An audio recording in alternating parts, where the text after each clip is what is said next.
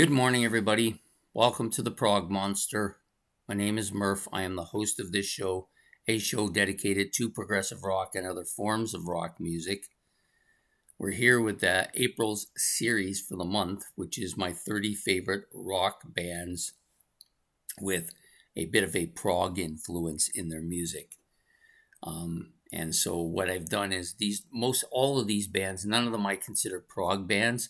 All of them I consider other genres with some prog influence, and I've put them from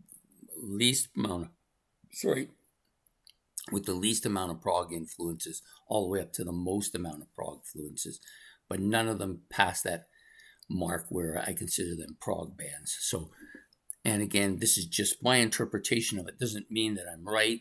Maybe some of you actually think of these as very proggy, and there are people that follow some of these bands quite a bit more than me, so you're going to get people with much varied decision about whether they're prog bands or not, and strong opinions about that. So today's band on day number 3 is Roxy Music. This probably is the signature album for progginess, and it makes sense because I own it and I like prog music. So lots of decent proggy stuff on this album as well, but a lot of kind of poppy stuff too. So for me, this band is a pop band with some new wave elements to their music. They also have a bit of a funky element to their music as well, but it's inventive music.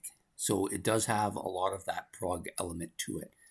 Maybe more than the previous 2 bands we've done, but not a ton more. Avalon is a fantastic song. The Space Between. There's a lot of really good stuff on this album.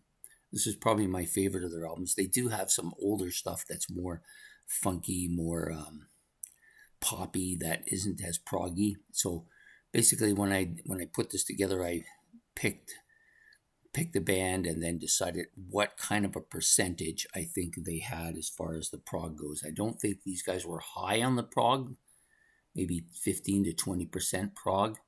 A lot of that's in this album and some of the later albums, not so much in the earlier albums, although the earlier albums had a lot of different elements to their music as well. But I've never been a huge fan of Roxy Music. I don't dislike their music at all. They're just not a band that I really basically follow. And every time I see this cover, it reminds me of Wishbone Ash. So I sometimes forget that this is Roxy Music and not the Wishbone Ash cover. Anyways, good, solid album. Brian Ferry, very talented individual, obviously.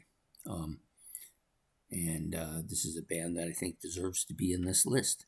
So anyways, I hope you've enjoyed this episode of my 30 favorite rock bands that have prog elements in their music.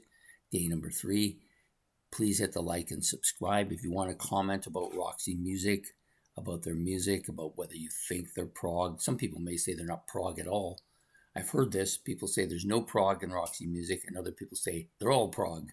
I don't think it's either of those things. I think there is a bit of it in their music for sure. Anyways, please don't forget to leave comments down below, and we will see you tomorrow with another episode of my 30 favorite rock bands with a prog element. So take care and goodbye.